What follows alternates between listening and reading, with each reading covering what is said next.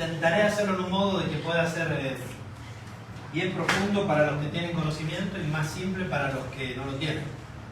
Claramente el libro de Apocalipsis no es simplicista en el sentido de que no podemos en una lección o en una predicación abordar todo. Pero si han seguido el estudio, y si no, mírenlo por favor en Facebook, porque hay una lógica que vamos siguiendo. Claramente esto es como ir jugando con el Jenga, ¿no? Vamos construyendo, ¿no? Tenemos que tener una base sólida. Si no tenemos la base sólida del conocimiento, se nos va a venir el Jenga para abajo, ¿no? Digamos que el libro de Apocalipsis es como recibir $1.000.000 envuelto en un paquete con una bomba dentro, ¿no? El $1.000.000 está, el gozo, la maravilla, el plan de Dios eterno, pero hay que abrirlo con mucho cuidado porque se te puede explotar la bomba en las manos, ¿no? Y puedes terminar creando un monstruo en tu mente de ideas equivocadas en cuanto al futuro. Esperemos que no sea nuestro caso sino que el Señor nos dé luz.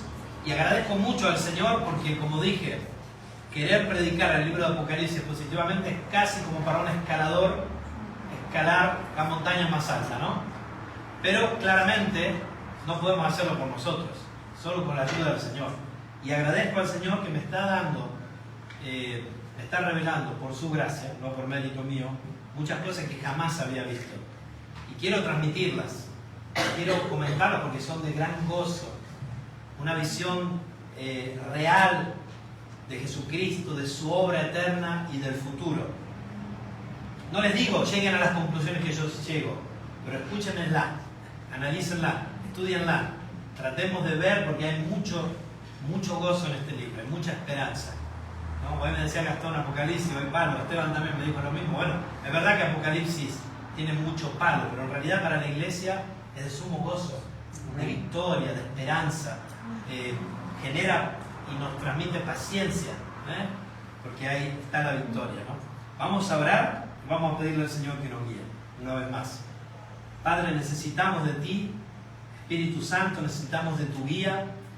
Por los méritos de Jesucristo podemos venir y hemos sido bendecidos con toda bendición espiritual y queremos ahora verte más, conocerte más, conocer tu plan, deleitarnos en él, estar preparados para la venida de Jesús, no ignorando cosas que están en las Escrituras y que en muchos casos están claramente reveladas, pero las ignoramos, Señor, por nuestra vagancia, por nuestra falta de confianza en ti de que tú nos revelarás las verdades eternas, Señor, por no escudriñar las Escrituras, como Jesús reprendía a los fariseos, Señor.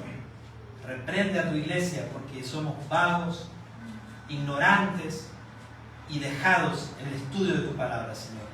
Ayúdanos a buscarte más, ayúdanos a conocerte más para poder amarte más, para que nuestra fe y nuestra paciencia sea aún fortalecida y nuestro gozo profundizado, Señor. Guíanos por tu Espíritu Santo, ayúdanos que podamos decir y inclina nuestras voluntades a ti para que lo que pensemos sea transformado por medio de tu palabra y del Espíritu Santo. En nombre de Jesucristo oramos. Amén. Vamos a volver una vez más a Apocalipsis capítulo 7, que es un capítulo que ya predicamos 2 veces, claramente con distintas visiones. Apocalipsis 7 se encuentra en medio del 6º sello y del 7º sello. ¿Recuerdan eso? Vamos un poquito a Apocalipsis. El número 7 es importantísimo. Díganme algunas cosas de 7 que hay en Apocalipsis. 7 trompetas, 7 copas, sellos, 7 sellos. Hay caballos. No son 7. Hay 7 candelabros que son las 7 iglesias. Y en realidad les digo algo muy importante, muy importante. El libro de Apocalipsis se trata de 7 visiones. Hay 7 visiones que Juan tiene, distintas visiones. Las más conocidas son las visiones del juicio, que son los 7 sellos.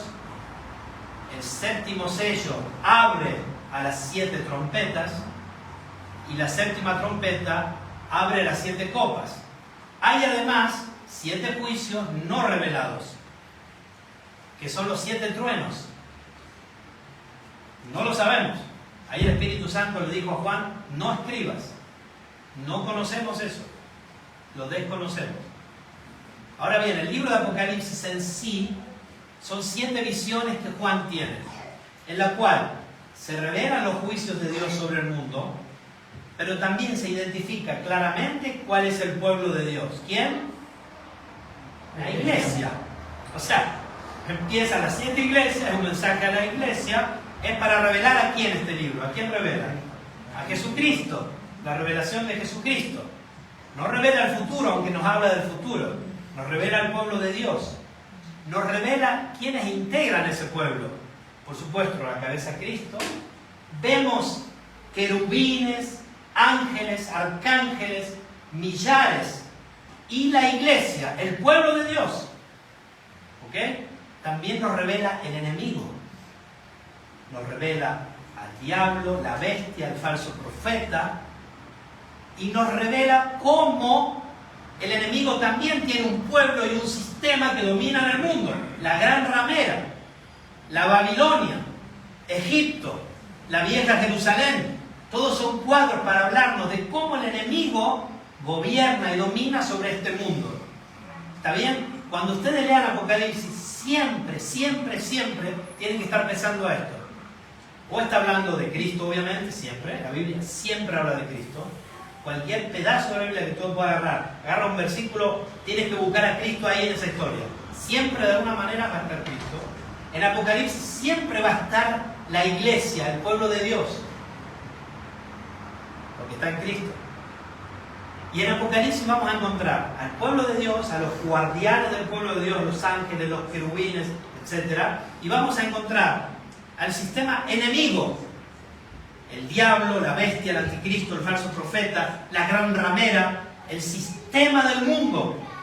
Porque justamente la salvación se trata de esto, de restaurar lo que ha caído, de la derrota de los enemigos, de la victoria de Cristo y el Cristo nuestra, de la iglesia. Y este libro está escrito en medio de la tribulación, de la persecución. La iglesia siempre fue atribulada. La iglesia siempre fue atribulada. Sí hay gradualidad en la tribulación, pero desde Abel, que fue atribulado, la iglesia siempre fue atribulada. Es así. No podemos distinguir la tribulación a un... No, la tribulación fue siempre para la iglesia. Siempre ha habido mártires por la fe. Aún en el Antiguo Testamento. Siempre lo ha habido. Esta es la visión general. Y esas 7 visiones que son Juan sirven para presentar esto. Ahora bien, hay lamentablemente, y yo lo tenía, una visión distorsionada de lo que es Apocalipsis. Porque se cree que Apocalipsis es cronológico. Entonces, se cree que están los 7 sellos, ¿no? Luego vienen las 7 trompetas, escribo mal a propósito, ¿eh? Y las 7 copas.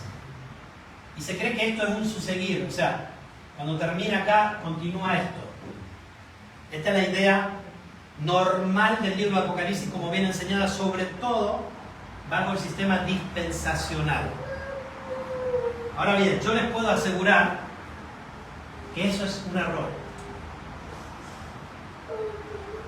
Son ciclos, y ahora lo vamos a ver.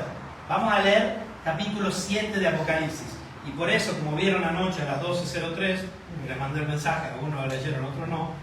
El título de esta predicación es Distintas visiones de la misma victoria. Porque en Apocalipsis encontramos 7 visiones que hablan de la misma victoria, que hablan de los mismos hechos, visto desde distintas perspectivas, profundizado más o menos según la perspectiva que tiene esa visión. Y acá en el libro capítulo 7, en Apocalipsis 7, ya identificamos, y al que no estaba le pido de escuchar y mirar las predicaciones en Facebook, escuchar el audio, que los 144.000 a los fines de este estudio están definidos. Es la iglesia. Es la iglesia. Los 144.000 somos la iglesia de Jesucristo. Esto ya lo estudiamos 2 predicaciones hicimos para esto, no lo vamos a parar más en esto. Pueden hablarlo si quieren conmigo o con cualquiera de los hermanos que crea así luego, para escuchar las razones. Pero los 144.000 somos la iglesia. No vamos a entrar más en esto. Ahora, capítulo 7 de Apocalipsis. Acompáñenme, por favor. Versículo 9. No sé por qué justo me falta el ojo acá. Ya tengo problemas de vista, 45 años. ¿Me pueden sentar mal, por favor? Dice así: después de esto miré. Ahí está, gracias. Capítulo 7 de Apocalipsis, versículo 9. Y aquí una gran multitud, la cual nadie podía contar, de todas naciones y tribus y pueblos y lenguas, que estaban delante del trono y en la presencia del Cordero, vestidos de ropas blancas y con palmas en las manos, y clamaban a gran voz diciendo: la salvación pertenece a nuestro Dios, que está sentado en el trono, y al Cordero. Y todos los ángeles estaban en pie alrededor del trono, y de los ancianos, y de los 4 seres vivientes. Y se postraron, hermano, aquí yo veo todo el pueblo de Dios reunido, todo el equipo del bien, llamémosle así, el equipo de la santidad, ¿no? Y se postraron sobre sus rostros delante del trono y adoraron a Dios, diciendo: amén, la bendición y la gloria y la sabiduría y la acción de gracias, la honra y el poder y la fortaleza sean a nuestro Dios por los siglos de los siglos. Amén. Entonces uno de los ancianos habló diciéndome: estos que están vestidos de ropas blancas, ¿quiénes son? ¿Y de dónde han venido? Yo le dije: Señor, tú lo sabes. Y él me dijo: estos son los que han salido de la gran tribulación y han lavado sus ropas y las han emblanquecido en la sangre del Cordero. Por eso están delante del trono de Dios y le sirven día y noche en su templo. Y el que está sentado sobre el trono extenderá su tabernáculo sobre ellos. Ya no tendrán hambre ni sed, y el sol no caerá más sobre ellos, ni calor alguno, porque el Cordero que está en medio del trono los pastoreará y los guiará a fuente de aguas de vida. Y Dios enjugará toda lágrima de los ojos de ellos. Capítulo 7 es una pausa entre el 6º sello, en el cual la iglesia aún se encuentra en el mundo, no ha sido arrebatada, y esta es una de las hipótesis que voy a llevar adelante en todo el libro de Apocalipsis, para que ustedes me la arrebatan o la confirmen. Y hoy vamos a hablar de esa hipótesis. La iglesia será arrebatada entre el 6º y el 7º sello. Esta es mi hipótesis, con fuertes argumentos bíblicos, y hoy vamos a estar hablando de eso y lo que eso conlleva. Aquí Juan, si bien está hablando entre el 6º y el 7º sello, ya habla del final. Fíjense cómo termina el capítulo. Habla de la victoria, ¿no? Dice: por eso están delante del trono de Dios, le sirven día y noche en su templo, y el que está sentado sobre el trono extenderá su tabernáculo sobre ellos. Este tabernáculo es la Nueva Jerusalén.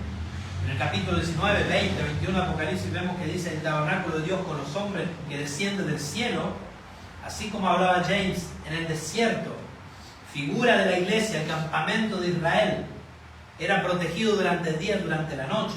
Tenían un tabernáculo en el cual estaba la presencia de Dios.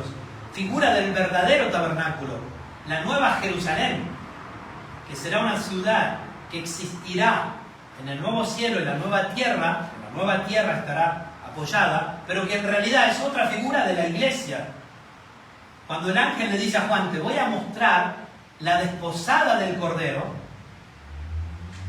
¿Quién es la esposa del Cordero? La iglesia. Y le dice: he aquí la Nueva Jerusalén. Y dice que tiene fundamentos, tiene los nombres de las 12 tribus de Israel. En realidad habla de nombres inscritos. No sé si son los 12 o si están los nombres de cada elegido en la Nueva Jerusalén, porque no lo dice claramente.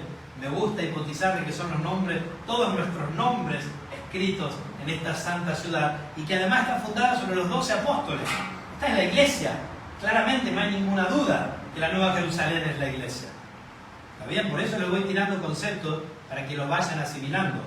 Y esto es lo que está pasando acá en los últimos versículos del capítulo 7, es lo que Juan va a profundizar en los capítulos 21 y 22 de Apocalipsis.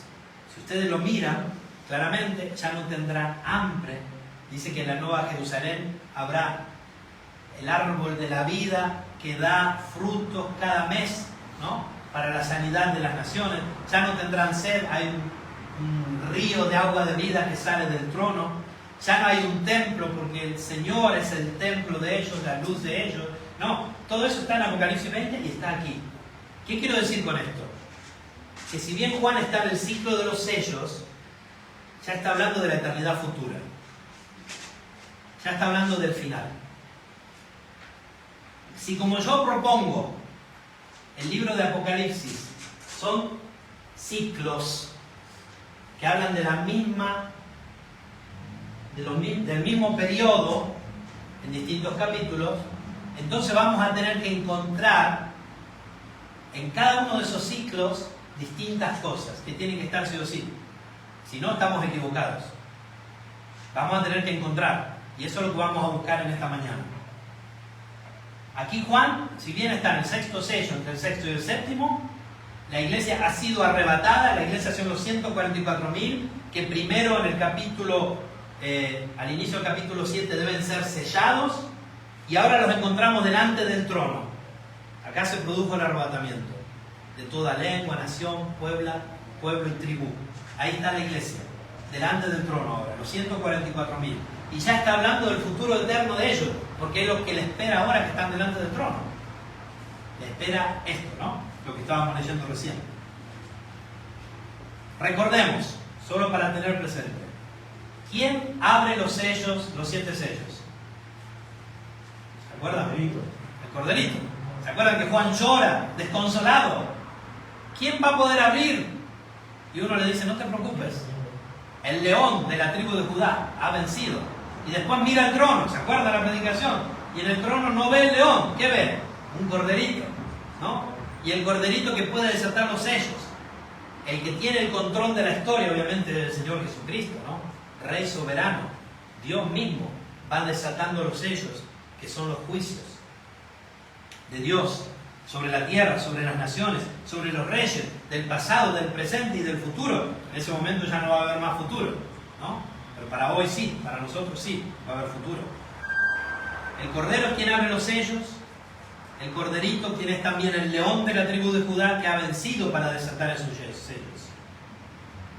Y luego de la apertura del sexto sello, final del capítulo 6, en el capítulo 7 se nos responde la pregunta que los impíos harán cuando vean la inminente venida del Señor Jesucristo en las nubes. La conmoción planetaria de las islas que cambiarán de su lugar, el efecto gravitacional de la Shekinah del Señor Jesucristo viniendo, alterará el mundo y los impíos se harán una pregunta. Esto está en el capítulo 6, no es necesario que vayan. Versículo 16. Decían a los montes y a las peñas, caed sobre nosotros y escondernos del rostro de aquel que está sentado sobre el trono y de la ira del Cordero, porque el gran día de su ira ha llegado. ¿Y quién podrá sostenerse en pie? Esta es la pregunta. Y la respuesta viene enseguida, capítulo 7. ¿Quién puede sostenerse en pie? Los 144.000 que somos la iglesia. ¿Está claro hasta ahí? Bueno, ahora encontré más colaboración. Me van siguiendo. ¿Está bien? El capítulo 7 responde a eso. El capítulo 7 responde a eso. Como ven, la segunda venida de Cristo, no será escondida. Algunos me preguntaban, Diego, Becky, me preguntaban, ¿por qué vos decís los dispensacionalistas creen en una venida escondida o oculta o secreta? No es que los dispensacionalistas cuando te enseñan te dicen nosotros creemos una venida secreta, no lo dicen así, pero ellos lo que dicen es que cuando Cristo venga, el mundo no va a saber que fue Cristo el que arrebató a la iglesia. Esto es lo que se enseña al dispensacionalismo. El mundo no va a saber quién fue el que arrebató a la iglesia, según las posturas de todas esas películas, por ejemplo de Tim LaHaye, ¿no? Dejados atrás, muy lindas películas, pero poco de Biblia allí. ¿Está bien? según esa postura, perdón, tiene esa postura, te diga un poco de Biblia, pero bueno, me parece así a mí hoy en día, aunque yo antes lo creía. Justamente, el mundo, ¿qué pensará? Que desaparecieron millones de personas y no sabemos quiénes fueron, y ahí se adelanta la hipótesis de que van a pensar que fueron los extraterrestres. Y por eso hay muchos cristianos metidos en teorías conspiracionistas, de esas ideas raras, que están lejanas de las Escrituras, que no aparecen en las Escrituras. Son hipótesis que nacen de hipótesis equivocadas. Como les dije antes, Apocalipsis puede ser un paquete de $1 millón con una bomba adentro. Te puede explotar en las manos y te puedes montar una idea y crear una estrategia y un sistema que está muy lejano de la realidad. Siempre, repito, siempre que la Biblia habla de la segunda venida de Jesucristo, es visible a los ojos del mundo, claramente. Todo ojo le verá, y los pueblos harán lamentación por él, y dirán: escondednos, ¿quién nos va a librar de la ira del Cordero? La ira del Cordero es el séptimo sello. Lo cual, según mi hipótesis, y es la que intentaré demostrarla aquí hasta el final del libro, la iglesia no pasará. Pero sí, amén, sí pasaremos los primeros 6 sellos, las primeras 6 trompetas, las primeras 6 copas, y no serán ligeras, serán terribles, porque el anticristo peleará contra los siervos del Cordero, y dice la Biblia que los vencerá. Así está la Escritura. Por un periodo de tiempo, el anticristo prevalecerá terrenalmente, no espiritualmente, contra la iglesia. Y si tú estás ahí, y si tus hijos estarán allí, o los míos, Dios quiera, como parte de la iglesia, ¿tenemos que estar preparados o no? ¿No dice Jesús que tenemos que estar preparados? ¿Por qué lo dice? ¿Porque va a ser secreto y nadie va a saber? ¿Preparado de qué? 2 pepinos me preparo, si viene Cristo me lleva y chao. No, tengo que estar preparado porque voy a morir. Me van a cortar la cabeza, me van a perseguir, no voy a tener que darle de comer a mis hijos. Bueno, acá están los palos que dice Esteban y Gastón. No, hermanos, esto es lo que la Biblia enseña, pero en medio de ese dolor, en medio de esa persecución, habrá un gozo increíble. Habrá un gozo increíble. Si eres realmente cristiano, te podrás gozar, porque estás viendo que la venida del Señor está cerca. ¿Por qué? Por eso dice Jesús en Lucas, en Marcos, en Mateo, cuando vean que estas cosas comienzan a suceder, ¿qué dice? Erguíos, levantad vuestras cabezas, que vuestra redención está vecina. No habla de la redención del alma, si ya eres cristiano. Habla de la redención, de ser redimido de la ira del Cordero, del séptimo sello, de ser expuesto a la luz de todo ojo que lo verá. Yo ahora estoy usando un montón de versículos que podría mostrarles, que estoy usando. Estamos hablando de Daniel, de Isaías, estamos hablando de Mateo, de Marcos, estamos hablando de 1 Tesalonicenses 5, de 1 Corintios 15, estamos hablando de Apocalipsis. Créanme, tengo presente todos esos capítulos. Y hay más, porque en el Antiguo Testamento hay muchos más un poco escondidos, pero están también. En el capítulo 7 se responde a esta pregunta: ¿quién podrá estar de pie? Existe una nación entre las naciones. Una nación que no es nación y sí es nación. Pero es una nación que está compuesta de personas de todas las naciones, lenguas y tribus. Ellos podrán sostenerse en pie. Y no solo podrán sostenerse en pie, seremos levantados, liberados del día de la ira. Allí la iglesia de Jesucristo será arrebatada visiblemente, claramente, a los ojos del mundo. Primeramente, dice Pablo, los muertos en Cristo resucitarán primero. Sus almas están con el Señor, pero sus cuerpos están durmiendo.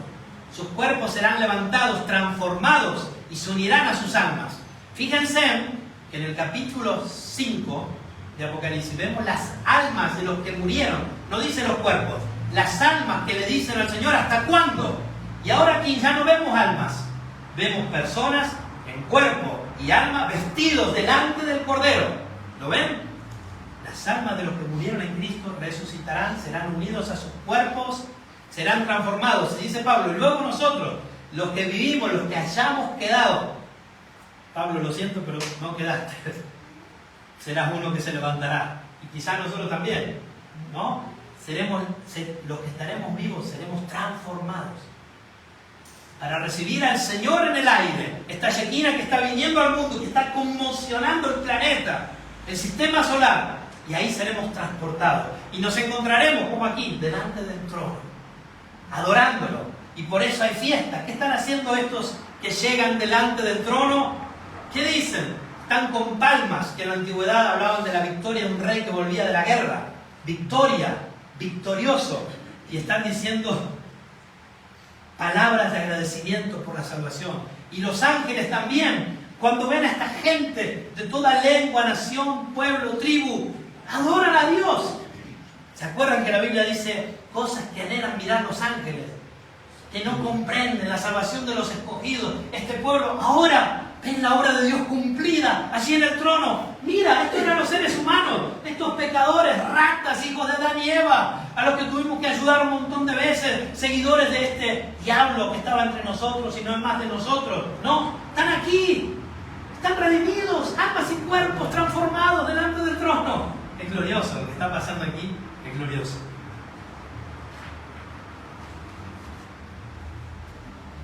Aquí vemos a la esposa del Cordero, la nueva Jerusalén, los redimidos de todos los tiempos. Finalmente estaremos reunidos ahí, todos juntos, la Iglesia Universal, así conocida en la teología, allí, delante del trono, también en la nube, para celebrar las bodas del Cordero.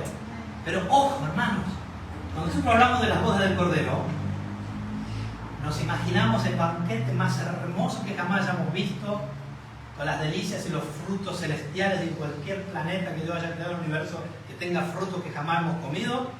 Exoplanetas hablo, seguramente hay. Los que querremos ahí lo podremos comer. En realidad, para la iglesia será de sumo gozo. Pero la cena que está preparada para el mundo es una cena de sangre. Platos suculentos de sangre para las aves de los muertos. Esto es lo que habla la Escritura. Los invito a estudiarlo eso, y es muy interesante. Ahora vamos a hacer una paréntesis. Vamos a usar este capítulo 7 como trampolín para empezar a demostrar estas teorías que les estoy proponiendo, para que ustedes las estudien y las profundicen. Tenemos 24 minutos todavía para hacer esto.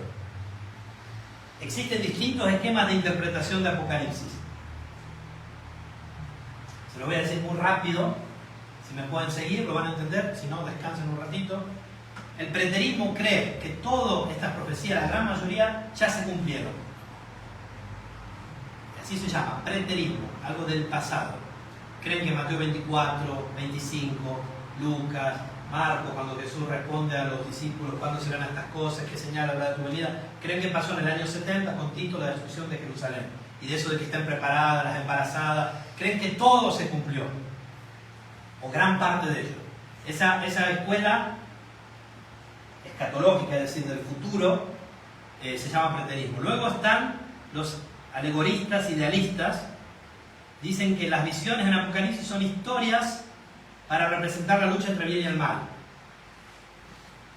Tienen como propósito animar a cristianos sufriendo de persecución y tribulación para demostrar gráficamente que Dios ganará y los fieles en Cristo participarán en su victoria.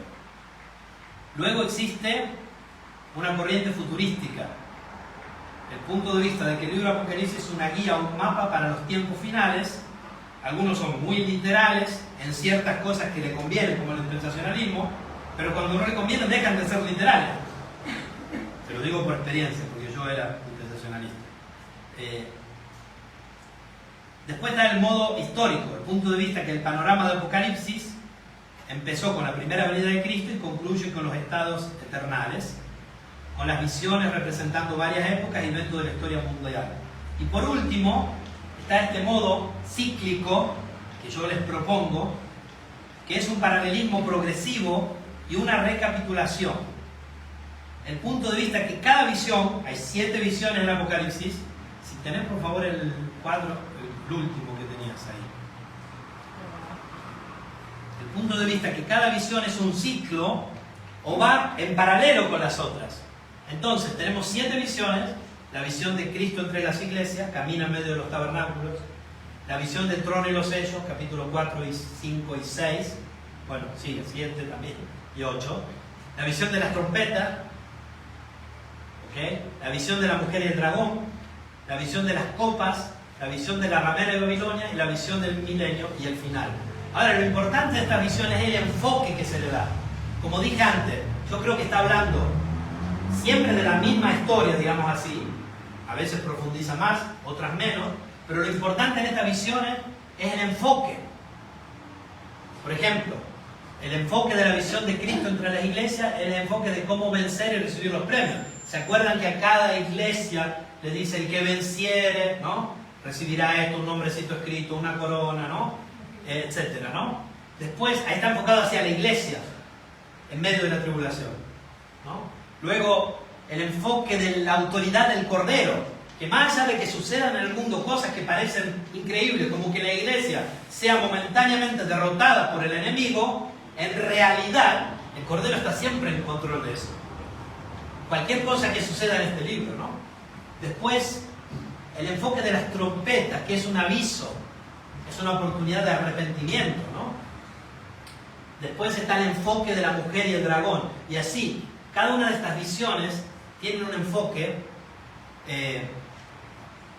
Y si bien, por ejemplo, las 7 trompetas, las 7 copas, los 7 sellos, los 7 truenos no lo sabemos, pero probablemente también, cuentan una historia que podría ser pasado, porque yo creo que ya estamos entre el 4º y 5º sello, por ahí, podemos discutirlo, ya eso ya pasó.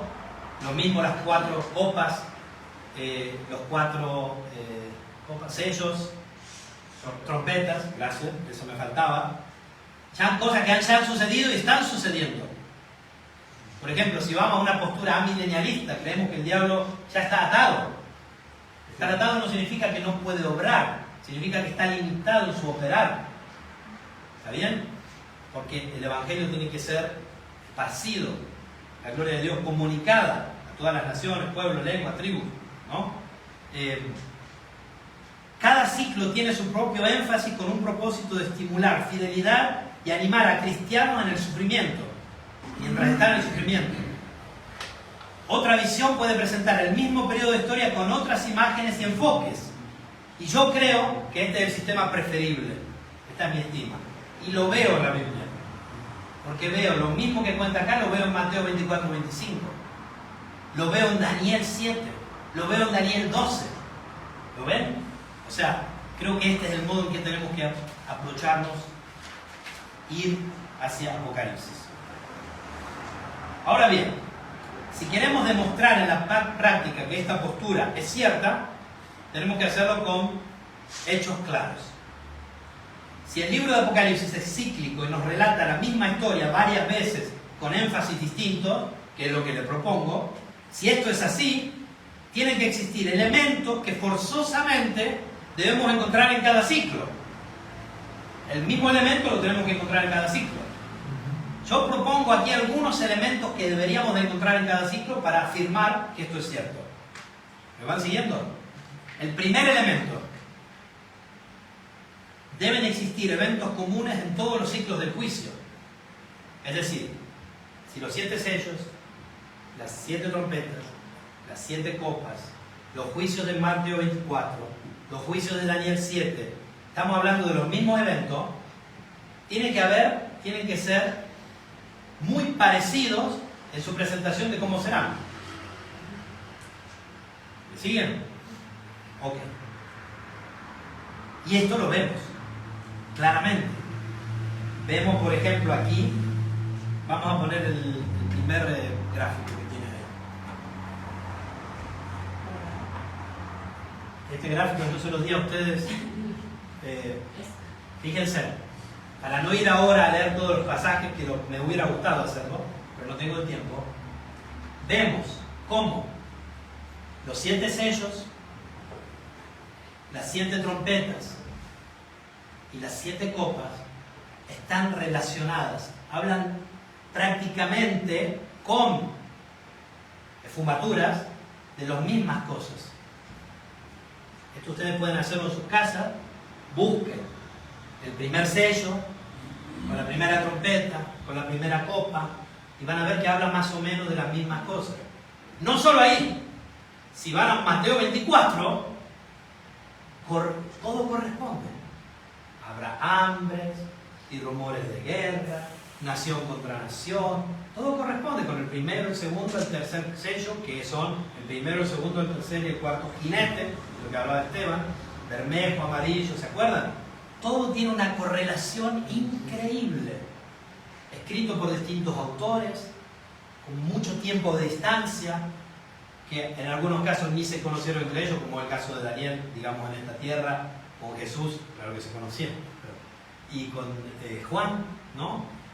Isaías, una correlación perfecta, en el sentido de que hablan de lo mismo. También Marcos y también Lucas. Y claramente, mi postura, y yo se lo dejo para que lo estudien y lo piensen, yo creo que el arrebatamiento de la iglesia va a suceder acá. Entre el sexto y el séptimo sello, entre la sexta y la séptima trompeta, entre el sexto y la séptima copa.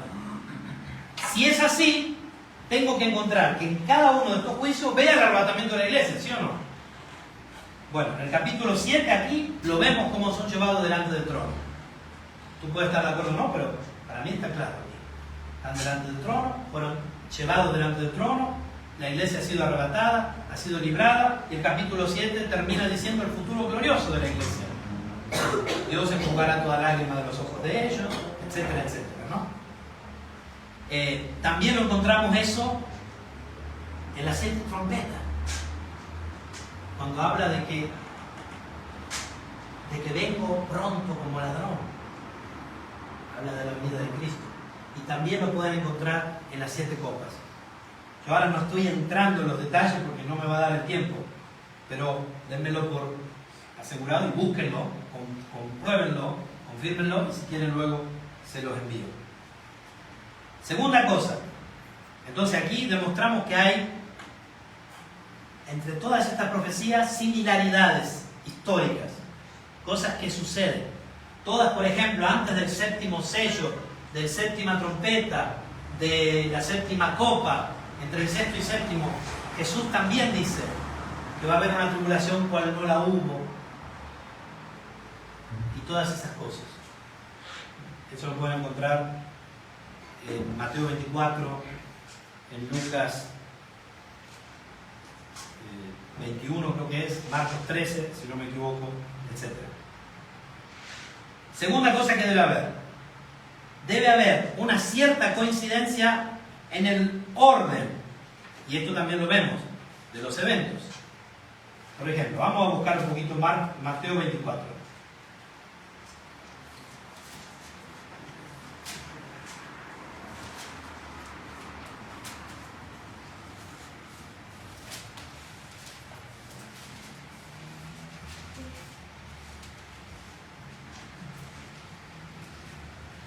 Versículo 28, dice así, Mateo 24, 28.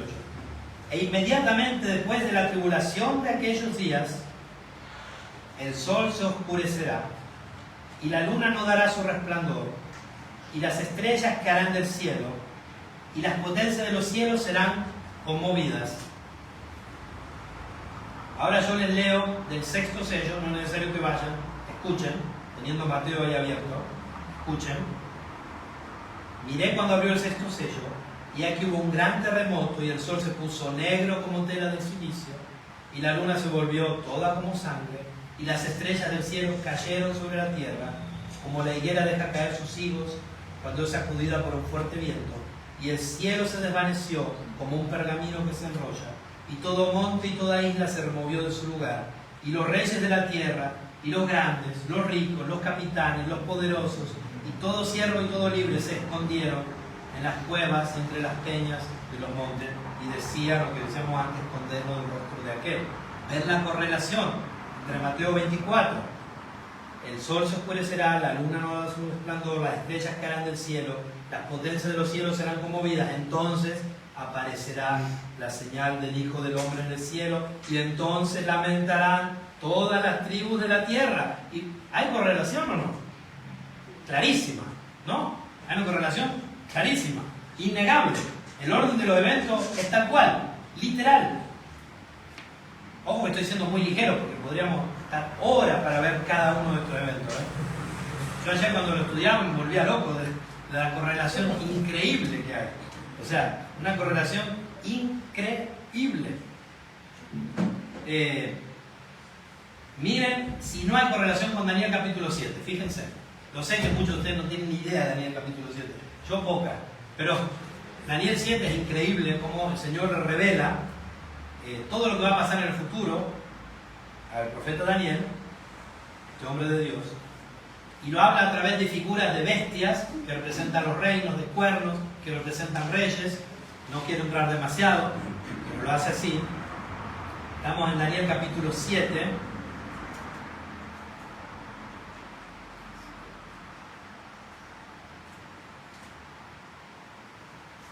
Fíjense, 7... A ver, ¿de dónde podemos empezar?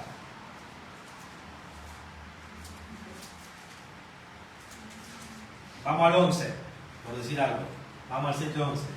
Dice, yo entonces miraba a causa del sonido de las grandes palabras que hablaba el cuerno, miraba hasta que mataron a la bestia y su cuerpo fue destrozado y entregado para ser quemado en el fuego. Estas bestias hablan de reyes, de gobiernos, etc., ¿no? Al anticristo. Habían también quitado a las otras bestias su dominio, pero les había sido prolongada la vida hasta cierto punto. Miraba yo en la visión de la noche. Recuérdense que ahora estamos en la noche está avanzada y se acerca el día. En la Escritura, cuando se habla de la noche, se habla del periodo antes de la segunda venida de Cristo, que corresponde el amanecer, cuando aparece el lucero de la mañana, Jesucristo, e ilumina y libera a nosotros y nos hace pisar a los impíos bajo la planta de nuestros pies. Estoy usando todas las profecías del Antiguo Testamento, siempre para hablar del mismo evento, Jesucristo viniendo, liberando a su iglesia del séptimo sello, de la séptima copa, de la séptima trompeta, del día de la ira del Cordero, del juicio final. Miraba yo la visión de la noche y aquí con las nubes del cielo venía uno como un hijo de hombre, que vino hasta el anciano de días y le hicieron acercarse delante de él y le fue dado dominio, este Jesucristo, ¿no? Gloria y reino para que todos los pueblos, naciones y lenguas le sirvieran. Ahí vemos de toda nación, lengua, pueblo y tribu delante del Cordero, capítulo 7 de Apocalipsis, ¿no? Su dominio es dominio eterno que nunca pasará. Así termina el capítulo 7 de Apocalipsis. Dios enjugará toda lágrima de los ojos de ellos. Está hablando de la iglesia, ¿no? El reino eterno de la iglesia en Cristo, de Cristo, de nosotros en Cristo, el reino eterno de Cristo y nosotros en Él, que nunca pasará. Es su reino, uno que no será destruido. Daniel dice, se me enturbó el espíritu en medio de mi cuerpo y las visiones de mi cabeza me asombraron. Me acerqué a uno de los que existían. Un poco lo que pasó con Juan, ¿no? ¿Quiénes son estos? ¿No? ¿Quiénes son estos? ¿Dónde han venido? ¿Dónde han salido? ¿No? Me acerqué a uno de los que asistían y le pregunté la verdad acerca de todo esto y me habló y me hizo entender, conocer la interpretación de las cosas.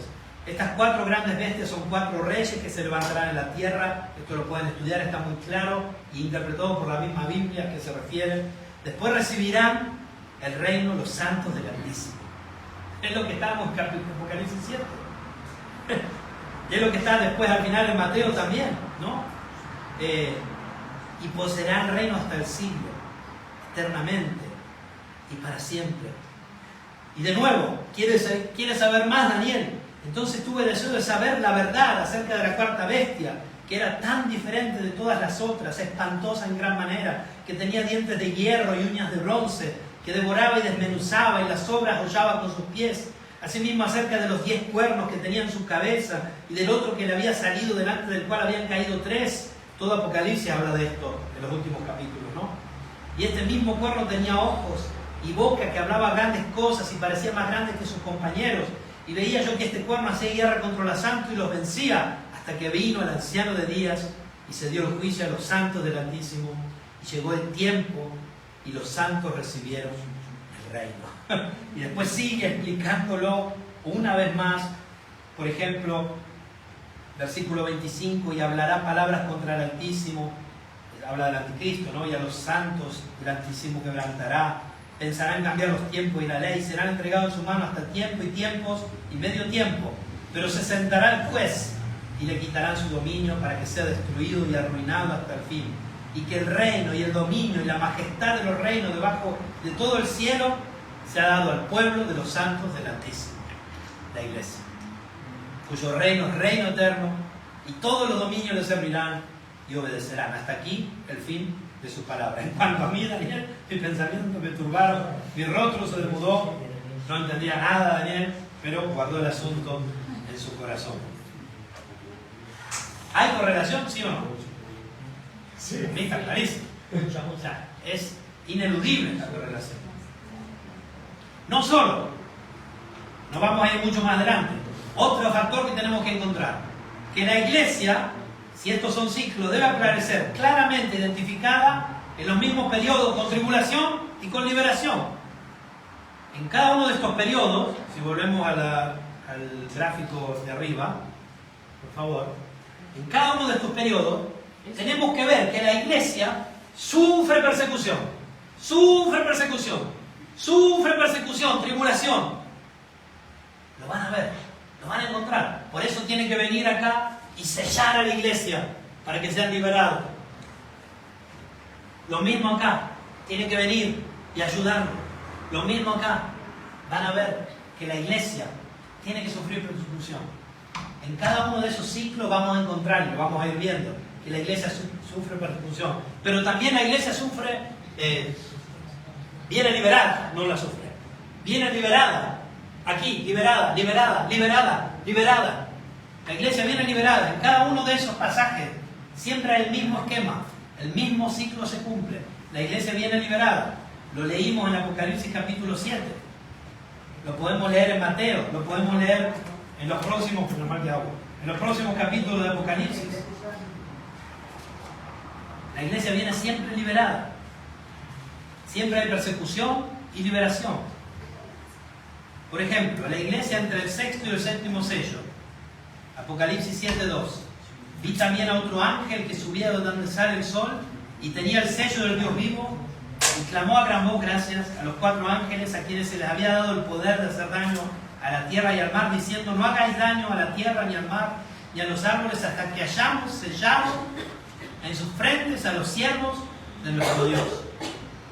Ahora vamos a ver el próximo ciclo, entre el sexto y la séptima trompeta, capítulo 11 de Apocalipsis.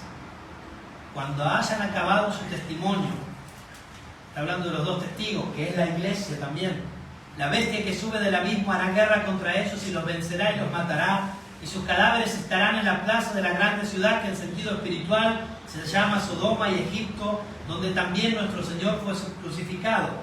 Y los de los pueblos, tribus, lenguas y naciones verán sus cadáveres por 3 días y medio y no permitirán que sean sepultados. Y los moradores de la tierra se regocijarán sobre ellos y se alegrarán y se enviarán regalos unos a otros, porque aparentemente el anticristo ha vencido a la Iglesia de Jesucristo. Esto es lo que pasará en el último tiempo. Aparentemente Él los vencerá. No sé cómo será esto, la persecución será tan feroz, dice la Escritura, que si fuera posible, aún hasta los escogidos serían engañados. No es posible, pero será una persecución feroz, a tal punto que la Iglesia parecerá destruida. Y los moradores del mundo que odian a Cristo y a su Iglesia se festejarán. Se enviarán regalos unos a otros porque estos 2 profetas habían atormentado a los moradores de la tierra. Pero después de 3 días y medio entró en ellos el Espíritu de vida enviado por Dios y se levantaron sobre sus pies y cayó gran temor sobre los que los vieron y oyeron una gran voz del cielo que les decía: subid acá, el arrebatamiento, hermanos. La Iglesia, los 2 testigos, no será derrotada, las puertas del Hades no prevalecerán contra ellos. Y subieron al cielo en una nube y sus enemigos lo vieron. ¿A dónde es esto entre el sexto y el séptimo trompeta? Entonces estamos hablando que hay un ciclo entre el sexto y el séptimo sello, entre el sexto y séptima trompeta. Vamos a ver otro. Yo podría terminar, pero podría seguir 10 horas más. Entre la sexta y la séptima copa, capítulo 16 de Apocalipsis, versículo 12. Vamos a ver si se repite lo mismo. Capítulo 16 de Apocalipsis, versículo 12. El sexto ángel derramó su copa sobre el gran río Éufrates, y el agua de este se secó para que estuviese preparado el camino a los reyes del oriente. Por favor, ¿me pones el tercer esquema? no podemos ignorar que las 7 copas que toman los 7 ángeles, que provienen del séptimo sello, de la séptima trompeta, están conectados con las plagas de Egipto. Fíjense, las 7 trompetas y las 7 copas están conectados íntimamente con las plagas de Egipto. Esto también hay que estudiarlo en profundidad. Están conectados, hay una correlación increíble, porque hay mucho de espiritual aquí, hay mucho de simbólico. Están conectados. Volvemos a Apocalipsis 2, 16, 13. Y vi salir de la boca del dragón y de la boca de la bestia y de la boca del falso profeta 3 espíritus inmundos a manera de ranas, pues son espíritus de demonios que hacen señales y van a los reyes de la tierra en todo el mundo para reunirlos a la batalla de aquel gran día del Dios Todopoderoso. Esto corresponde entre el sexto y el séptimo sello, entre la sexta y la séptima trompeta. Acá estamos entre la sexta y la séptima copa. ¿Y qué dice ahora el versículo 15? Y aquí yo vengo como ladrón. Bienaventurado el que vela. ¿No es esto el arrebatamiento? Y guarda sus ropas para que ande desnudo y vean su vergüenza. Y los reunió en el lugar. Ahí ya la iglesia viene arrebatada. De nuevo vemos en este ciclo el arrebatamiento. Una vez más. Para mí está claro. O sea, para mí está muy claro. Lo pueden seguir viendo en un montón de otros lugares. Podríamos seguir. Y esto también lo van a ver en Mateo 24, lo que leíamos antes. E inmediatamente después de la tribulación de aquellos días, 24-29, lo que leímos antes, se los ahorro, el sol se oscurecerá, etc. Entonces aparecerá la señal del Hijo del Hombre, lamentarán las tribus. ¿Y qué dice el versículo 31 del capítulo 24 de Mateo? Enviará a sus ángeles con gran voz de trompeta. Primera de Tesalonicenses, ¿qué dice? Que debe sonar la trompeta, ¿no? Y los muertos en Cristo serán levantados. De nuevo la trompeta, el mismo orden. ¿Por qué le cambiamos el orden a la Biblia? Si está clarísima, miren, sonarán trompetas, ¿no? ¿Y juntarán a quiénes? A sus escogidos de los 4 vientos. Los 4 ángeles del capítulo 7 que juntan a los 144.000. De nuevo aquí, los 4 ángeles, los 4 vientos. Es clarísimo, hay un orden clarísimo, una correlación innegable. Desde un extremo del cielo hasta el otro. De la higuera aprender la parábola. ¿A quién habla esto? Cuando ya su rama está tierna y brotan las hojas, sabéis que verano está cerca. Así también vosotros, cuando veáis todas estas cosas, conoced que está cerca a las puertas. De cierto digo que no pasará esta generación hasta que todo esto acontezca. Para mí la generación es una vez más la iglesia. El cielo y la tierra pasarán, pero mis palabras no pasarán. Fíjense en el Marcos 13, lo mismo, pasaje paralelo. Pero en aquellos días, después de aquella tribulación, Marcos 13, 24. El sol se oscurecerá, la luna no dará su resplandor, las estrellas caerán del cielo y las potencias que están en los cielos serán conmovidas. Apocalipsis 7, Daniel 7, Daniel 12, 1 Tesalonicenses 5, 1 Corintios 15, Marcos 13. Entonces verán al Hijo del Hombre que vendrá en las nubes con gran poder y gloria. Y entonces enviará a sus ángeles y juntará a sus escogidos de los 4 vientos, desde el extremo de la tierra hasta el extremo del cielo. De la higuera aprender la parábola, lo mismo, ¿no? Lucas 21, 25. Entonces habrá señales en el sol, en la luna, en las estrellas, en la tierra, angustia de la gente, confundidas a causa del bramido del mar, de las olas, desfalleciendo los hombres por el temor y la expectación de las cosas que sobrevendrán en la tierra. Capítulo 7 de Apocalipsis. Caed sobre nosotros piedras que no va a ocultar de la ira del Cordero, ¿no? Versículo 27 del capítulo 21 de Lucas. Entonces verán al Hijo del Hombre que vendrá en una nube con poder y gran gloria. Cuando estas cosas comiencen a suceder, erguíos, levantad vuestra cabeza porque vuestra redención está cercana. Ya vimos lo de Daniel, ya lo vimos. Daniel 12, vamos terminando. Daniel 12, versículo 1. En aquel tiempo se levantará Miguel, el gran príncipe que está de parte de los hijos de tu pueblo, y será tiempo de angustia, cual nunca fue desde que hubo gente hasta entonces, pero en aquel tiempo será libertado tu pueblo. ¿Quién es tu pueblo? Todos los que se hallen escritos en el libro. Y muchos de los que duermen en el polvo de la tierra serán despertados, porque no hablé de la resurrección de los impíos, que también sucederá. Pero sí hablé de la resurrección de los justos. Serán despertados, unos para vida eterna y otros para vergüenza y confusión eterna. Los entendidos resplandecerán como resplandor de firmamento, y los que enseñan la justicia a la multitud como las estrellas a perpetua eternidad. La iglesia levantada, el arrebatamiento. Pero tú, Daniel, cierra las palabras y sella el libro hasta el tiempo del fin. Isaías capítulo 61. Porque yo, Jehová, versículo 8, soy amante del derecho, aborrecedor del latrocinio por el holocausto. Por tanto, afirmaré en verdad su obra y haré con ellos pacto perpetuo. Y la descendencia de ellos, la iglesia, no lo dice acá, lo digo yo, está claro, será conocida entre las naciones y sus renuevos en medio de los pueblos. Todos los que los vieren reconocerán que son linaje bendito de Jehová. En gran manera me gozaré en Jehová. Capítulo 7, versículo 9 de Apocalipsis. Mi alma se alegrará en mi Dios, porque me vistió con vestiduras de salvación. ¿Quiénes son estos que están vestidos de ropa blanca delante del trono del Cordero? De toda lengua, nación, pueblo y tribú.